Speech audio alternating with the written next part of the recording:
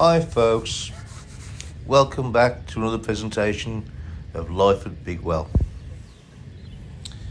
So what you're about to see next is what I quite often do, especially throughout the spring and summer periods, start to educate people on how to cast. So, the term we're looking for is loading the rod.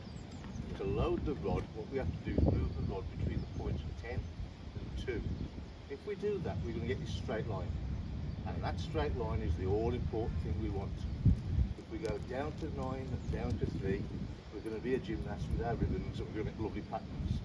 Right. The line's going to land there and the line's going to land there, and that's how it's going to go. Yeah. Between the hours of 2 and 10, we're going to get a straight line. And we're going to stop, we're going to wait. And when that straight line straightens out, and the rod's here, it's going to pull the rod tip back. Right. We're going to move the rod forward, and all that bend and all that action, that loading the rod, is going to bend the line forward. Okay. Okay? Same on the forward cast.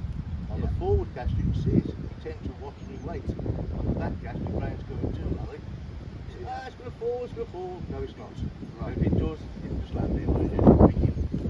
Okay? So, what we're looking for is to load the rod. And to make the rod load, the weight is in the line.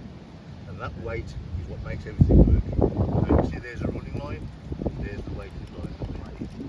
Okay. So what we're going to do to make it work is simply move the rod. Nothing else, just move the rod. As you can see, it's doing all the work, I'm doing nothing. I'm slightly over my shoulder to the right, and I'm using my arm out, extended a wee little bit. That's because the wind's blowing, and I don't want that heavy twist. But ideally, when you're learning, try and keep your elbows into your hips, and that way you're going to get maximum movement with minimum mistakes. Every mistake the rod will tell you about. The less mistakes the better. So what we want is elbows into the hip, just movement of the forearm between 10 and 2, and let the rod do all the work. No muscle, no nothing. Okay? Just 10 and 2 and let it do all the work. And that will happily take out this line. Right. No problem.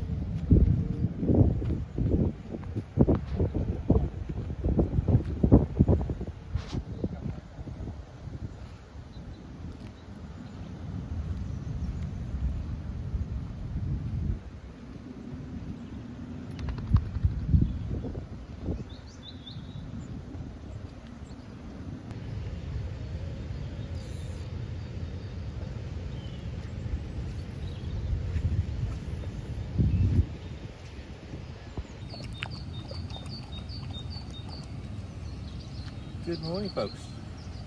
Here we are again, Sunday morning, Mothering Sunday. Happy Mother's Day to all those mums out there. My dear one's 94, I popped to see her yesterday.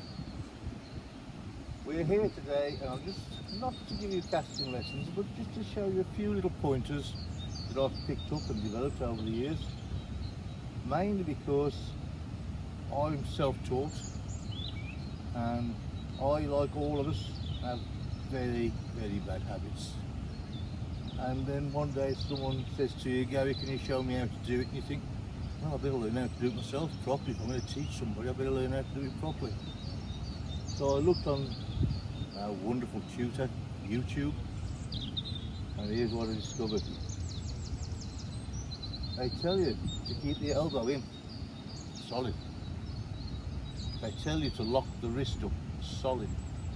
And then when you get to the biceps, you cannot go past the biceps. There is your perfect stop. Thumb pointing to the sky, perfect. That's the stop. The mistake is to break the wrist. There's your 9 o'clock and 3 o'clock, all that we don't want. Thumb to the sky, perfect stop. This is going to give you maximum load on your rod, maximum cast, and you're going to let the rod and the line do all the work. Not me looking at water and flashing around like the river. Let the rod do all the work. As you can see, the wind is blowing somewhat this morning. I'll have to make Sue stand back a bit with that camera now because she's in a dangerous place for me to cast. So I'll get Sue to stand back a wee bit and we'll make a few casts.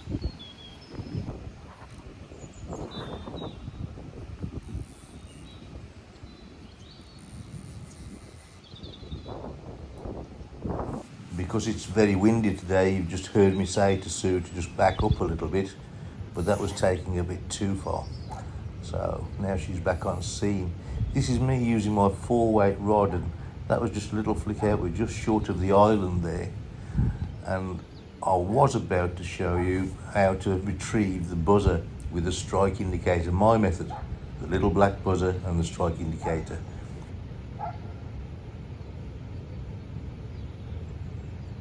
They're after that. They're after that white feather. Look. Did you see that?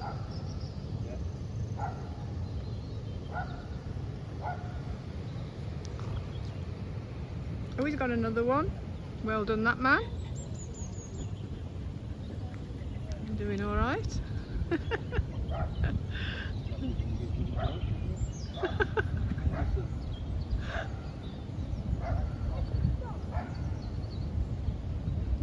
Nice one.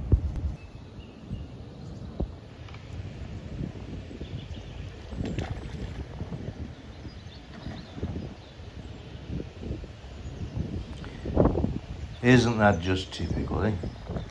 You teach the student how to fish, what to do, how to do it, and what do? They steal your thunder. I'm sure watching him land his fish is going to be more exciting than me showing you how to fish a little black buzzer. So until another day, tight lines folks, see you soon.